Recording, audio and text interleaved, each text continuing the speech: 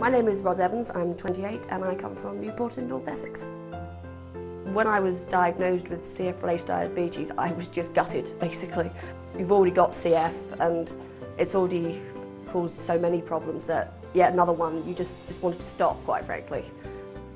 I make costumes for a living. I actually had some work experience in one of the workshops that was working on Pirates of the Caribbean 2. So I got to work on the really, really gorgeous wedding dress that Ciaran wore at the start of the film. We worked on that damn dress for so long and she wears it for 5 minutes. I started fundraising for the CF Trust about 3 years ago. I do a lot of swing dancing, which is called Lindy Hop. It's the dance that you see all the GIs doing in the World War II movies. It's really good fun and I thought I would try and get all the people who I've met through doing Lindy Hop to help me raise lots of money for the CF Trust. They're the only charity that actually does research and supports the CF community, and I really think that they've actually got trials that might lead to a treatment or maybe even one day a cure, which would just be so great for everybody who's involved with the CF community, not just people with CF but their families as well. I got the idea for the Lindy Hopathon from the dance marathons that they actually used to hold in the 1930s, where basically all the couples would start dancing at the start of the day and then whoever was left standing would win all the money that people had paid as entrance fees. She's often in hospital just before the event. It's a big event, there's lots going on, there's lots to coordinate, but she still amazingly does it with a great big smile on her face and enthusiasm. I think we have raised about £17,500. The Trust is trying to raise 15 million to actually fund all the gene therapy. That there is still quite a long way to go, but it will make such a difference to so many people that it's something that has to be done.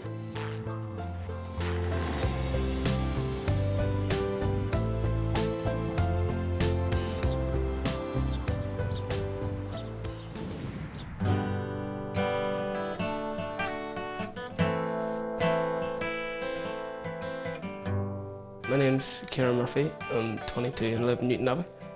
The worst time with CF probably been around the time that I was told first that I needed a transplant. I was quite sick, just constantly in the hospital every 4 to 6 weeks and constantly just not feeling well or able to do anything, you know. It's always there in the back of your mind, but it's just about learning to live with it and not let it completely stop you in your tracks.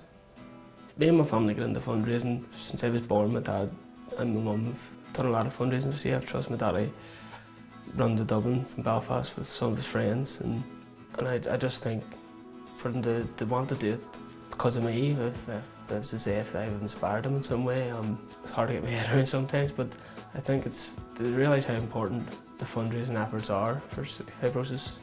If there is a way of preventing kids born now or in the future of not having to go through what I've gone through, then all the fundraising's for a good reason then.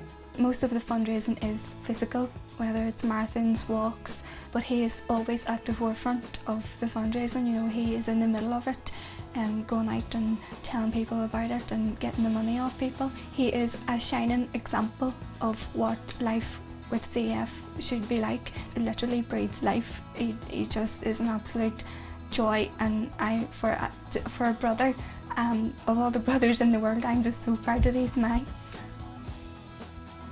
If I was to give a face to someone younger, CF, don't let it, you know, define you as a person. You know, it's only part of you. It's not what makes you who you are.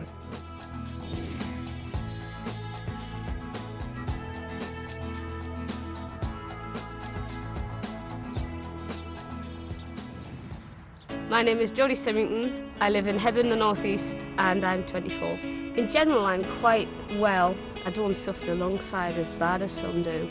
My stomach's my main problem. I don't digest pretty much anything that I eat, and I've got cystic fibrosis related diabetes as an added complication.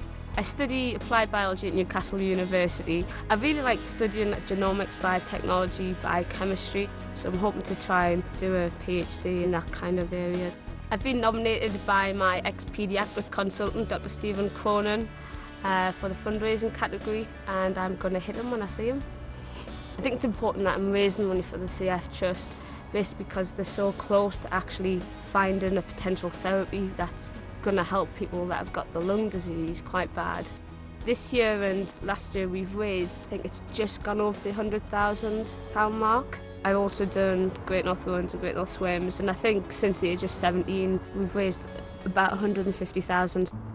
I think my proudest moment on the fundraising was actually doing the Everest Marathon and getting there and actually being able to do it. There's less oxygen at base camp, half of what's available here, and it's the first time for me that I actually felt what it would be like to actually suffer the worst side of CF and the lung disease. I do my fundraising mainly for those that actually can't do as much as me, but it's mainly to get more awareness of CF and to raise more money, because I have that ability to do that. Any advice I would give to someone with CF, don't try and let it limit you. If you want to do something, there are ways around. Never think that CF can limit you. There's always something that you can do.